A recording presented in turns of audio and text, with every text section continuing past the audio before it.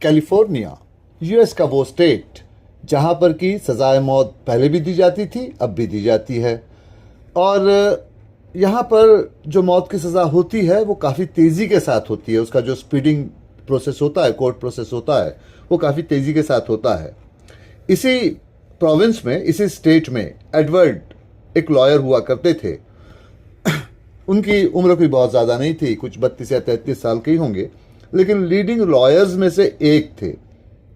इस वक्त वो एक पुलिस ऑफिसर के सामने में बैठे हैं और पुलिस ऑफिसर उनको समझा रहे हैं कि जो लड़के को गिरफ्तार किया गया है उसकी उम्र 19 साल की है। कुछ एक आध हफ्ता पहले वो 19 साल का हुआ है।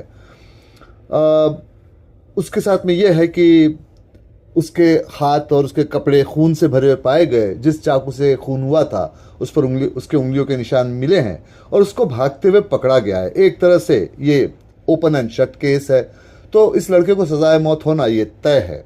उससे बढ़कर बात यह है कि जब उसने जिसका मर्डर किया वो यहाँ के एक रिलीजियस कॉलेज के प्रिंसिपल थे। अब उन्होंने आगे समझाना शुरू किया कि देखो भाई, ये तुम जानते हो, वैसे तो किसी भी स्टेट का कोई रिलीजन नहीं होता, लेकिन वोटर्स का तो रिलीजन होता है। हमारे यहाँ पर दो तरह के वोटर्स बड़े पावरफुल पाए जाते हैं, रिलीजन ए और रिलीजन बी।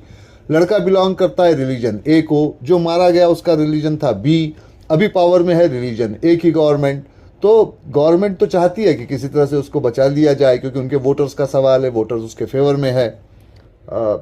उस लड़के के, ऐसा नहीं है कि लड़का बड़ा पॉपुलर था, लेकिन वो हमेशा इस बात को कैलकुलेशन करते हैं, या वो लोग भी पॉलिटिशियंस इसको कैलकुलेट करवा देते हैं कि भैया हमेशा ए वाले ही क्यों फांसी चढ़ते हैं या उनको सजाए मौत होती है, बी को क्यों नहीं होती है। तो वो एक तरह से वो माहौल बन गया है। लेकिन दूसरी तरफ ये है कि इस वक्त बी रिलीजन की जो पॉलिटिकल पार्टी है वो इस बात पे जिद पकड़े हुए है कि इसको किस तरह से सज़ा मिल जाए। तो कुल मिलाकर ये इंसाफ का खेल न होते हुए एक तरह से ए और बी, ये दो रिलीजन के बीच में बदला लेने का खेल जैसे बन गया है। उन्होंने कहा कि देखिए साहब, ये केस तो ऐसा है कि जैसे मैंने बताया ओपन एंड शट है, तो कोई भी सरकारी वकील अब तक के उस लड़के का फेवर लेने तैयार नहीं हुआ है। हालांकि सरकारी वकील ऐसे काम बहुत जल्दी ले लेते हैं, क्योंकि इसमें उनको कुछ करना नहीं पड़ता, कोर्ट में जाके बैठना पड़ता है। पहले से ये मान लिया जाता है कि वो तो मुजरिम था, तो उसको सज़ा तो होने वाली थी। तो ऐसे सारे ही मामलों में ये जो वकील होते हैं, इनको मुफ्त में ही एक नाम वगैरह मिल जाता है कि ऐसा केस तो बहुत ज़्यादा पॉपुलर तो नहीं, पर बहुत ज़्यादा पब्लिक लाइट में आता है।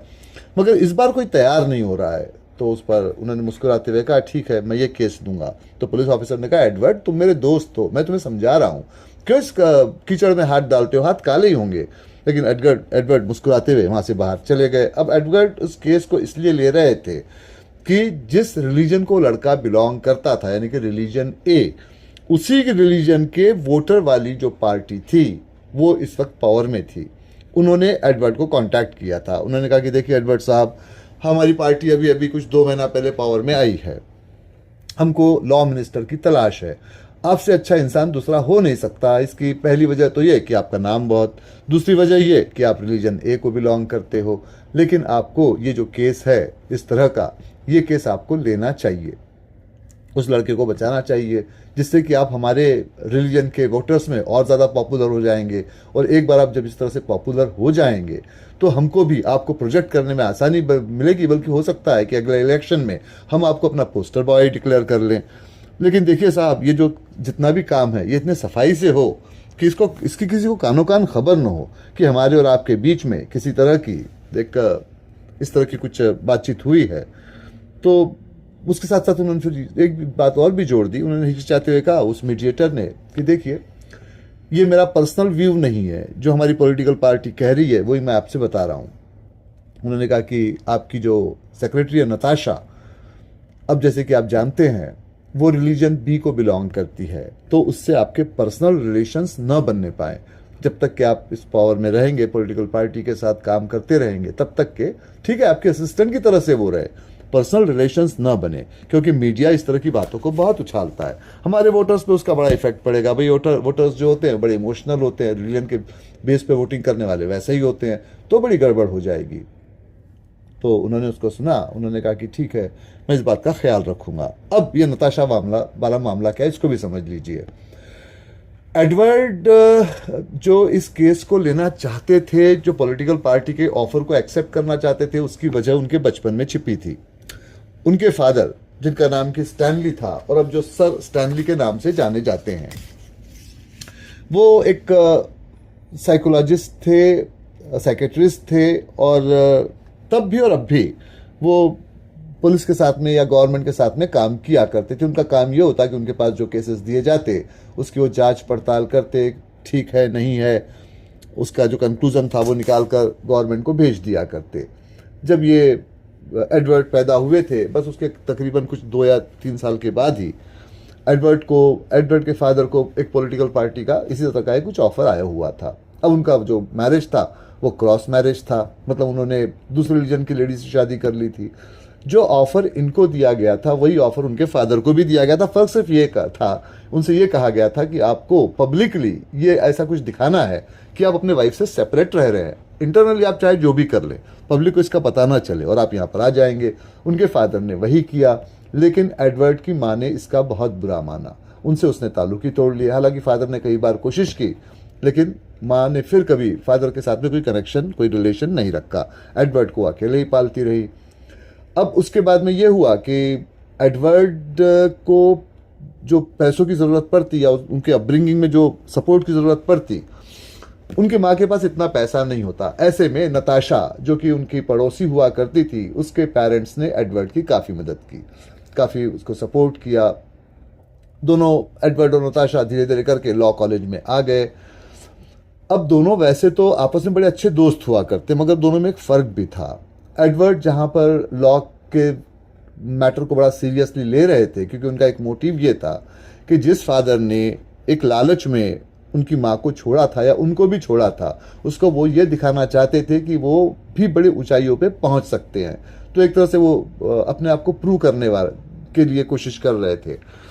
लेकिन अब ये था कि नताशा भी लॉ कॉलेज में थी, अच्छी स्टूडेंट भी थी, अच्छी इन्वेस्टिगेटर भी थी, लेकिन कोर्ट में प्रोसीडिंग नहीं कर पाती। आर्गुमेंट अपने सामने में रख के जज के सामने बहस करे, ये उसका काम नहीं था।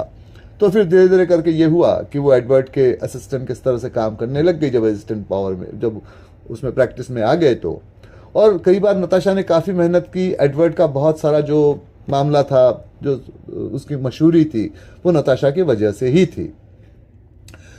अब ऐसा नहीं था कि एडवर्ड को नताशा से कभी प्यार ही नहीं हुआ। शुरू शुरू में जब नताशा उनके सामने में आई, खूबसूरत सी लड़की थी और अच्छी नेचर की भी थी, और जैसे कि आमतौर पे होता है कैलिफोर्निया जैसे स्टेट में लड़कियां काफ़ी फ्री होती है, उस तरह की नहीं थी। एक रिजर्वेशन वो बनाए रखती। इवन एडवर्ड के मामले में भी वो ट्रेडिशनल ढंग से बर्ताव रखती अपना। तो एडवर्ड को वैसे वो पसंद थी। लेकिन देखिए साहब, वो प्यार मोहब्बत के मामले बड़े उल्टे होते हैं। इसमें यह होता है कि जब आप किसी को चाहते हो और वो भी आपको चाहता है, तो दोनों एक लेवल पे तो नहीं होते। एक ज़्यादा चाहता है, एक कम चाहता है। एडवर्ड के मामले में वही हुआ। पहले नताशा को वो चाहते थे, लेकिन जब नताशा का प्यार उन्होंने देखा उनके लिए, तो उनका प्यार धीरे धीरे कम होने लगा। प्यार चीज़ ही एक ऐसी है, ऐसी चीज़ होती है कि जो या तो बढ़ती है या घटती है, स्टेबल नहीं रहती। नताशा के दिल में इनके लिए प्यार बढ़ने लगा, इनके दिल में नताशा के लिए प्यार धीरे धीरे करके कम होने लगा। और ऐसे मामलों में ये होता है कि जब जिसके दिल में प्यार कम हो जाता है, वो जिसके दिल में प्यार ज़्यादा होता है उसका गलत फ़ायदा उठाता है। और वही बात यहाँ पर भी हुई। अब देखिए, इसमें ऐसे भी होता है कि कभी आपको, जब आप किसी को चाहते हो, कभी ये नहीं बताना चाहिए कि आप उसके सिवा जिंदा नहीं रह सकते। नताशा ने ये गलती अपने बर्ताव से कर दी थी। तो एडवर्ड उसके प्यार को फॉर द ग्रांटेड लेते, और उनको इस बात का कोई इल्म नहीं था या इस बात को मानना नहीं चाहते थे कि नताशा के पेरेंट्स ने उनके साथ में कुछ रहमदिली बरती है या बहुत ज़्यादा मदद की है, तो उनका भाई फ़र्ज़ ही था। नताशा उनको चाहती तो क्या बड़ी बात है, मेरी पर्सनालिटी ऐसी है। तो ऐसे करते करते उनका जो इल्यूज़न था, उनके दिल में एक भ्रम था, एक गलत फहमी थी, वो बढ़ती चली गई कि भाई वो तो एक तरह से बहुत बड़े सुपरस्टार, सुपर वकील, नताशा की हैसियत उनके सामने कुछ भी नहीं। बेचारी नताशा दूसरी तरफ ये समझती चली जा रही है कि आगे नहीं पीछे, जब ये आदमी काफ़ी सक्सेसफुल हो जाएगा, ये ज़रूर प्रपोज करेगा, इससे मेरी शादी हो जाएगी। एडवर्ड के दिमाग में वो बात नहीं थी। तो जब वो पॉलिटिकल पार्टी का उनको इस तरह से ऑफर आया, तो उन्होंने उसी वक्त तय कर लिया था कि नताशा से वो दूरी बनाए रखेंगे, असिस्टेंट की तरह से रखेंगे, लेकिन अपने पर्सनल लाइफ में कभी उसको आने नहीं देंगे। क्योंकि भाई आज वो पॉलिटिकल पार्टी का एक कैंडिडेट कैंडिडेट बनने जा रहे हैं, कल को पोस्टर बॉय बनेंगे, हो सकता है कि आगे चल के वहाँ के गवर्नर भी बन जाए कैलिफोर्निया के। नताशा उसमें कहाँ बैठती है फिट, ये तो एक मामूली सी असिस्टेंट है। तो ये कुछ उनके दिमाग में था। अब ये भी एक तरह से उनका इल्यूजन था, क्योंकि प्यार मोहब्बत के मामले में एक बात ऐसी भी होती है कि आपको उसका पता उस वक्त तक नहीं चलता जब आप किसी को खो देते हो। जब तक वो आपके पास है आपको उसकी कीमत समझ में नहीं आती। जब वो आपकी ज़िंदगी से दूर चला जाए तो फिर वो बड़ी मुश्किल हो जाती है। और दूसरी बात एक ये भी होती है कि भाई जो आपको बार बार धमकियां देते रहे कि मैं चला ही जाऊंगा, तो वो कभी आपको छोड़ के नहीं जाता है। लेकिन जो खामोशी के साथ जाता है, अलग हो जाता है, फिर वो लौट के नहीं आता। जैसे कि इनके माँ ने किया था कि उनके फादर की लाइफ से अलग हो गई, फिर कभी लौट के नहीं आई। अब ये मामले बड़े ऐसे कॉम्प्लिकेटेड होते हैं, मगर सच तो साइकोलॉजिस्ट कहते हैं कि भाई इसी तरह का है, तो ऐसे कुछ वो मामला था। तो खैर उन्होंने तय कर लिया था इस मामले को कि भाई इस तरह से वो इसको हैंडल करेंगे, नताशा से अपने आप को अलग कर लेंगे। बहरहाल अब वो नताशा से मिलने के लिए गए, उसको इन्फॉर्म किया कि मैंने ये काम ले लिया है। तो नताशा ने कहा कि ये तुमने क्या किया, इसकी क्या ज़रूरत थी, पूरा शहर इसके अगेंस्ट है और तुम इस काम को ले रहे हो, भाई रंगे हाथों पकड़ा गया है। तुमने कहा कि देखो मैं वकील हूँ, मेरे पास कुछ डिफेंस की चीज़ें हैं। पहली बात तो यह है उसकी एज 19 साल की का वो एक हफ्ता पहले हुआ है। अगर मैं किस तरह से प्रूव कर दूं कि जब वो खून हुआ था तब 19 साल का वो था ही नहीं, तो कैलिफोर्निया के रूल के हिसाब से उसको सजाए मौत नहीं होगी, तो वैसे ही वो बच जाएगा। तो इस तरह से इस काम को मैं पूरा कर सकता हूँ। दूसरा, ये लड़का जो है वो ऑब्वियस सस्पेक्ट है। हाथ खून से भरे हुए मिले, कपड़े खून से भरे मिले, चाकू पे उसकी उंगलियों के निशान मिले, ऐसे आमतौर पे नहीं होता है। जो खून करता है सोच समझ के करता है, वो इतने सारे सबूत नहीं छोड़ता। और अगर सोच समझ के इसने खून नहीं किया है तो इसको सजाए मौत भी नहीं होगी। तीसरी बात यह है कि जब भी कभी इस तरह के मर्डर्स या ऐसी कुछ चीज़ें होती हैं तो उसके पीछे एक सडन प्रोवोकेशन, यानी कि अचानक ही गुस्सा आ जाना या अचानक ही दिमागी बैलेंस का जाना, एक ये रीज़न भी होता है। और ऐसे रीज़न में भी सजाए मौत नहीं होती, तो कम से कम मैं ये प्रूव कर सकता हूँ। उन्होंने कहा कि देखो नताशा, इसके अलावा फिर कुछ काम और भी हैं।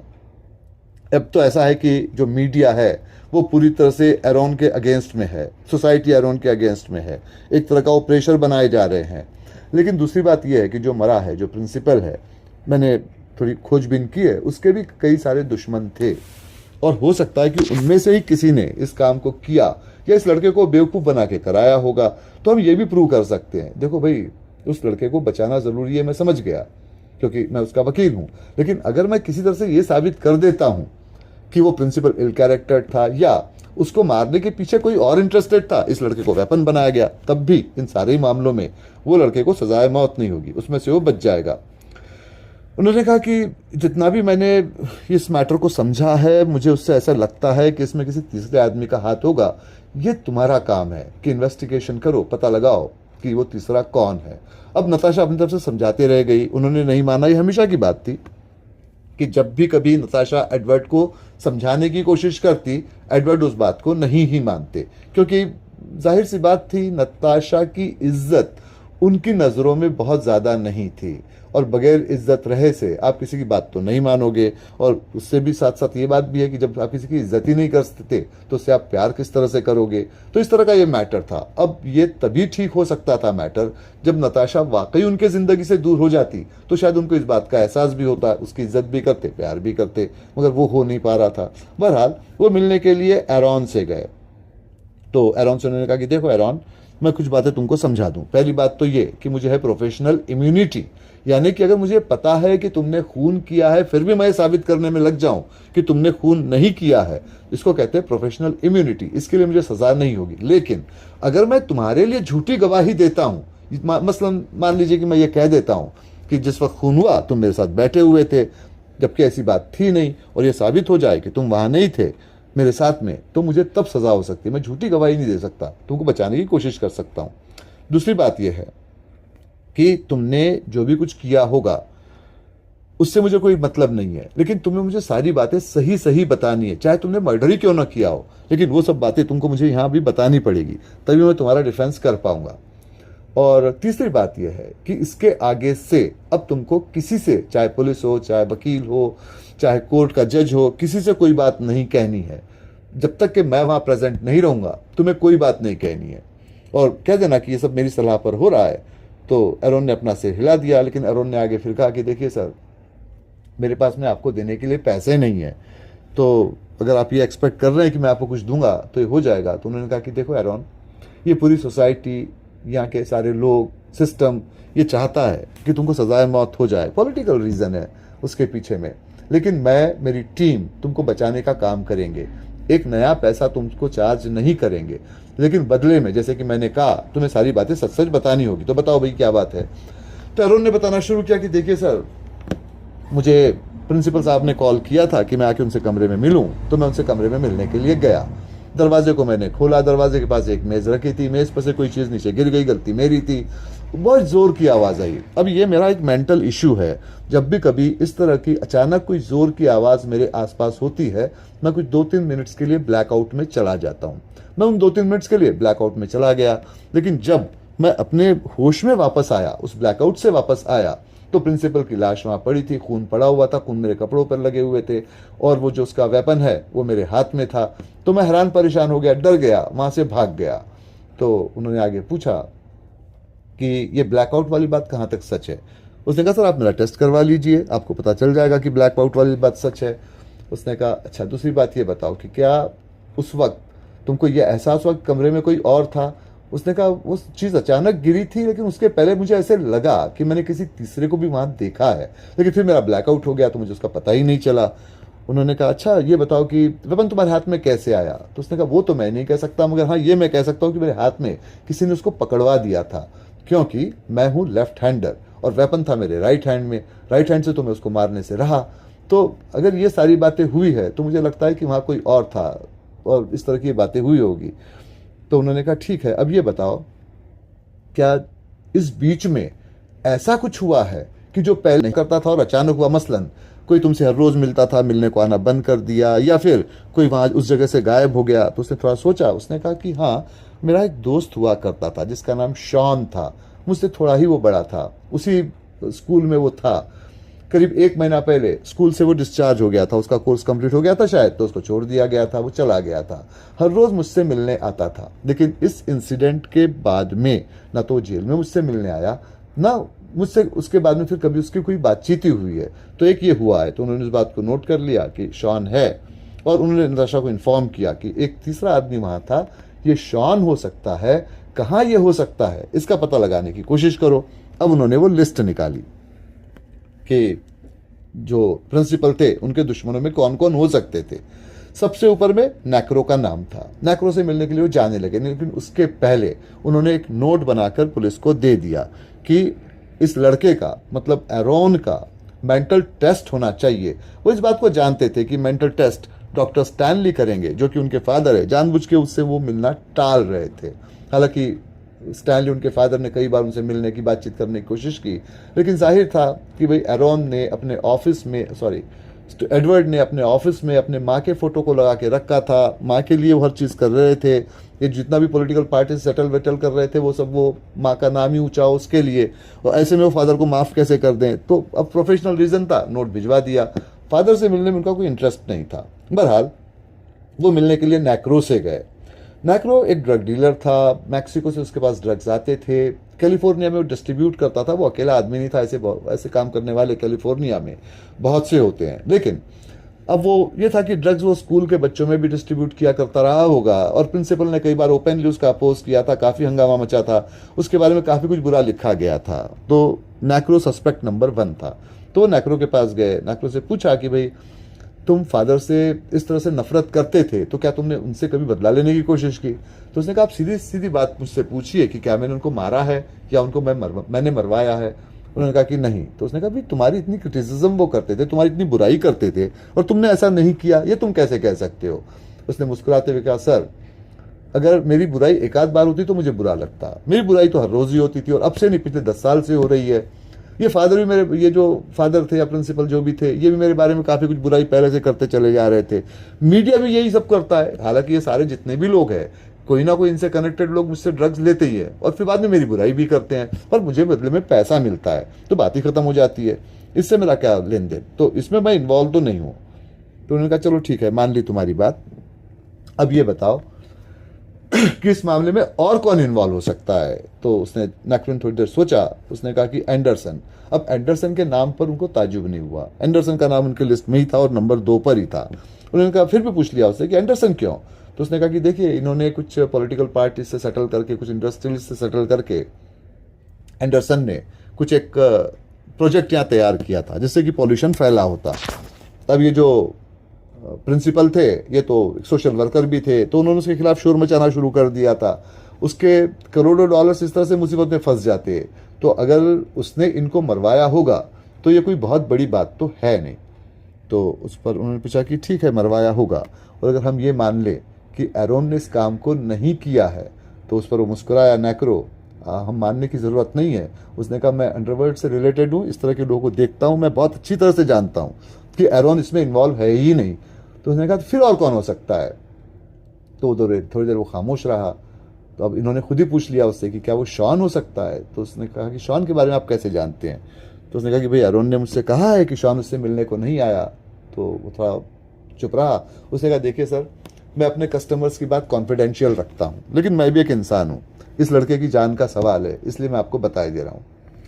शॉन जो 1 महीना पहले स्कूल छोड़कर गया था, उसका कोर्स पूरा हो गया इसलिए नहीं गया था, उसको स्कूल से निकाला गया था, इसी प्रिंसिपल ने निकाला था। और निकालने की वजह यह थी कि शॉन मुझसे ड्रग्स लेता था और बच्चों में डिस्ट्रीब्यूट करता था। इस बात का पता चल गया था, और जब इस बात का पता चल गया था तो प्रिंसिपल ने उसको हटा दिया।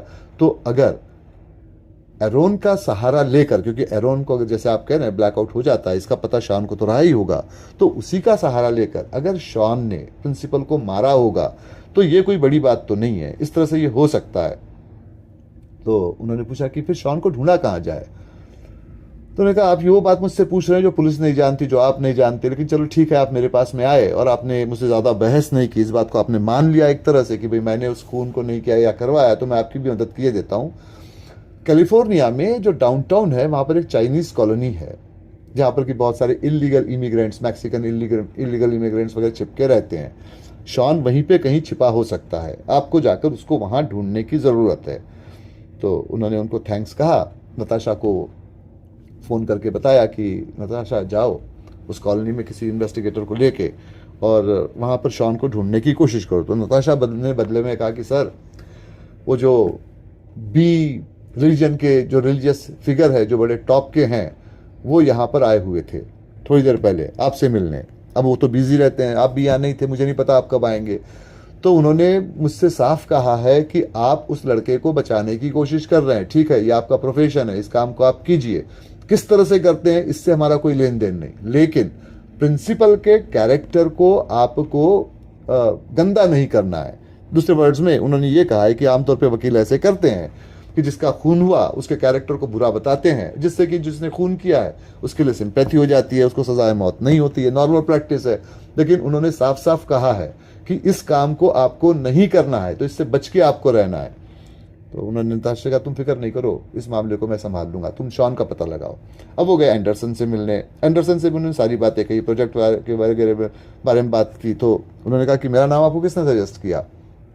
वो खामोश रहे। उन्होंने कहा, सजेस्ट करने की ज़रूरत नहीं है, मैंने पुलिस रिकॉर्ड और मीडिया रिपोर्ट्स देखी हैं, तो भाई आपकी उनसे तो इस तरह से अदावत चल रही थी, आप आपके प्रोजेक्ट के अगेंस्ट वो शोर मचा रहे थे, आपके करोड़ों डॉलर्स में फंस गए होते। तो उन्होंने कहा, क्या इसके लिए मैं उसका खून कर दूंगा। अब वो खामोश रहे एडवर्ड उस वक्त। तो उन्होंने कहा, ठीक है, मैं तुम्हारी गलतफहमी दूर करता हूँ, लेकिन इसको कॉन्फिडेंशियल रखो, इस बात को किसी को बताओ नहीं। उन्होंने कुछ पेपर्स निकाल के लाए, सामने में रखे, इसको पढ़ो। देखो भाई, सीधी बात है, वो प्रोजेक्ट ऐसे तो नहीं मिल जाता। पॉलिटिशियंस के और ऑफिसर्स के हाथ जो होते हैं वो थोड़े से गीले करने पड़ते, उनको पैसे देने पड़ते, मैंने दिए भी थे, पैसा लगाया भी था। अब ये प्रिंसिपल शोर मचाने लगा, तब मुझे ये सजेस्ट किया गया कि भाई आप इतने लोगों को एडजस्ट कर रहे हो, प्रिंसिपल को भी एडजस्ट कर लो। तो मैंने ये किया कि उस प्रोजेक्ट में उस प्रिंसिपल को भी एक शेयर होल्डर बना लिया। ये है उसके पेपर। और अगर तुम पिछली मीडिया रिपोर्ट देखोगे 1 हफ्ते की, तो उस प्रिंसिपल ने इस बारे में शोर मचाना बंद कर दिया था। तो ये तुम्हारा एक तरह से इल्यूजन है कि मैंने उस प्रिंसिपल को मारने की कोशिश की है। तो तुम अपने ढंग से इसकी पूछताछ करो, लेकिन मुझ पर इस तरह के चार्जेस मत लगाओ। खैर, वो खामोश रहे। उधर से उनको वो रिपोर्ट भी कुछ वक्त के बाद में मिल गई, उनके फादर के थ्रू जो भेजी गई थी, स्टैनली के थ्रू, डॉक्टर स्टैनली के थ्रू। तो उन्होंने कहा कि हाँ, ये बात तो सच है, मैं वहाँ गया था, उस लड़के को चेकआउट किया, तो उसको कभी कभार तो ब्लैकआउट हो जाता है इस तरह से। वो जो कह रहा था कि ब्लैकआउट हुआ है वो सच है। साथ साथ उन्होंने फिर फ़ोन भी किया एडवर्ड को, उनसे कहा कि भाई एडवर्ड तुमसे कुछ बात करनी है। तो एडवर्ड ने कहा देखिए मैं आपसे प्रोफेशनल रिलेशंस रखता हूँ, इससे ज़्यादा कुछ नहीं। एडवर्ड ने कहा देखो, तो उन्होंने कहा स्टैनली ने, देखो एडवर्ड एक बात का ख्याल रखो, मैंने जो गलती की वो गलती तुम मत करो। अब मैं भी इस फील्ड में काफ़ी अरसे से हूँ और कुछ पॉलिटिकल पार्टीज से मेरे कनेक्शन भी है। मुझे पता है कि ए रिलीजन की जो पॉलिटिकल पार्टी है उसने तुमको ऑफर दिया है। भाई ये जो पॉलिटिक्स का चक्कर होता है बेकार होता है, आज हाँ कहते हैं कल ना कहते हैं। नताशा एक बड़ी भली भली लड़की है, भली बच्ची है, उसको मैंने बचपन से देखा है। ये तुम्हारा इल्यूजन है कि तुम उसको नहीं चाहते हो, तुम्हारे दिल में उसके लिए प्यार है। तो ये पॉलिटिकल पार्टी वाला इल्यूजन निकालो, नताशा से बात कर लो, उसके साथ अपनी ज़िंदगी बिताओ, ज़िंदगी भर खुश रहोगे। तुम्हारे माँ की कीमत मैंने तभी समझी थी जब मैंने उसको गंवाया था। मैं नहीं चाहता कि तुम्हारे साथ में ये हो। तो उन्होंने कहा ठीक है मैं आपकी बात का ख्याल रखूंगा, फ़ोन काट दिया। भाई वो समझने लगे कि दूसरों को तो लेक्चर देना बड़ा आसान है, इन्होंने खुद की अपनी ज़िंदगी में क्या किया है। एक बार मैं सक्सेसफुल हो जाऊं, अगर नताशा से वाकई मैं प्यार करता हूं, तो एक बार मैं पॉलिटिकल हाइट पे पहुंच जाऊं, फिर तब उससे शादी कर लूंगा। खैर वो उनका एक तरह से इल्यूजन ही था, ऐसा करने का उनका कोई इरादा नहीं था। वो नताशा को तो आगे चल के डिच करने ही वाले थे। बहरहाल ये सारा मामला जब हो गया तो नताशा की मदद से, नताशा ने कुछ और इन्वेस्टिगेटर की मदद ली और उन्होंने फिर शॉन को उसी कॉलोनी में ढूंढ के निकाल लिया। शॉन को जाके पकड़ा तो शॉन डर गया। तो उन्होंने कहा देखो शॉन, हम तुमको अरेस्ट करने नहीं आए हैं, हम ये जानना चाहते हैं कि इस मैटर में तुम्हारा कितना हाथ है, क्योंकि उसके बाद से तुम कभी उससे मिले ही नहीं, एरॉन से। अब शॉन को भी थोड़ी हिम्मत आ गई थी, क्यों सीधी बात है, आप ड्रग्स लेते हो, लोगों में डिस्ट्रीब्यूट करते हो, तो ये सारी बातें आप में तो आई जाती है। तो शॉन ने कहा कि देखिए साहब, आप लीगली मुझको रोक नहीं सकते, हाँ आप पैसा दे सकते हो। मेरे पास में एक वीडियो है, ये वीडियो शायद एरॉन को बचा सकता है, ये मैं आपको दे सकता हूँ, लेकिन इसके लिए मुझे पैसे चाहिए। असल में इस वीडियो का सौदा मैं प्रिंसिपल से ही करने जा रहा था, लेकिन उसके पहले प्रिंसिपल की मौत हो गई, तो मैं वो कर नहीं पाया। अब किसने उसको मारा है ये मैं नहीं जानता, लेकिन इसमें मेरा हाथ नहीं है। भाई सीधी बात है, वो प्रिंसिपल मुझे पैसे देने जा रहा था, मैं उसको क्यों मारता। तो अब ये जो वीडियो है ये मैं आपको दूं, आप मुझे बदले में पैसे दें, मैं अभी ही कैलिफोर्निया छोड़ के चला जाऊंगा, इससे मेरा कोई लेन देन नहीं रहेगा। और आप भी मेरा नाम कोर्ट में मत बताइएगा कि ये वीडियो आपको कहाँ से मिला है, तो मामला तय हो जाएगा। खैर उन्होंने थोड़ी नताशा से बातचीत की, उसको पैसे दिए, वो वीडियो लिया, लौट कर आए, उस वीडियो को प्ले किया। उस वीडियो में कई सारी क्लिपिंग्स थी और सब क्लिपिंग्स में ये पता चलता था कि वो जो प्रिंसिपल थे वो एरॉन को बहुत बुरी तरह से ट्रीट करते थे। कोई एक चाबुक जैसी चीज थी जिससे उसकी बात बात पर वो पिटाई किया करते थे। अब जाहिर सी बात थी कि वो प्रिंसिपल एक तरह से सैडिस्टिक था। सैडिस्टिक लोग वो होते हैं जो दूसरों को तकलीफ पहुंचाकर खुश होते हैं। तो ये था प्रिंसिपल का कैरेक्टर। लेकिन अब यहाँ पर दो तरह की मुश्किल थी। पहली बात तो ये कि अगर वो प्रिंसिपल के इस कैरेक्टर को दिखाकर एरॉन को बचाने की कोशिश करते हैं तो एक तो मुश्किल हो जाएगी, क्योंकि एरॉन ने उसको मारा है गुस्से में आकर, ये बात भी प्रूव हो जाएगी। और दूसरी बात यह है कि अगर वो एरॉन के बारे में ये कहते हैं कि एरॉन को इस तरह से प्रॉब्लम आती थी कि कोई इसकी पिटाई कर दे और आपे के बाहर हो जाए, तो इसको भी प्रूव करना पड़ेगा। तो उन्होंने फिर से स्टैनली के नाम से एक लेटर लिखा कि भाई एरॉन का चेकअप कीजिए, पता कीजिए कि वाकई उसको इस तरह से गुस्सा आता है, क्या गुस्से में इस तरह से खून कर सकता है। खैर उनके फादर ने, डॉक्टर स्टैनली ने उसका एनालिसिस किया, एरॉन का टेस्ट लिया और रिपोर्ट भेजी। उन्होंने कहा कि देखिए साहब, एरॉन को एक तरह से मल्टीपल डिसऑर्डर है, मतलब एक तरह से वो इल्यूजन में चला जाता है। जब इस तरह से कोई उसके साथ में ट्रीट करेगा, ब्लैकआउट तो होता है ही, लेकिन अगर कोई इसको साथ में इस तरह से ट्रीट करेगा, उसकी पिटाई वगैरह करेगा, तो उसके अंदर का एक जो खतरनाक सा एरॉन है, जो इस एरॉन से बिल्कुल अलग है, जो दबा सहमा है, वो बाहर निकल आता है और हो सकता है कि इसने इस काम को किया होगा।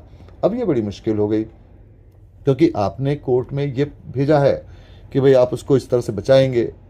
अब आप ये साबित कर रहे कि मारा तो उसी ने है, लेकिन गलत वजह से मारा है, इसका क्या होगा।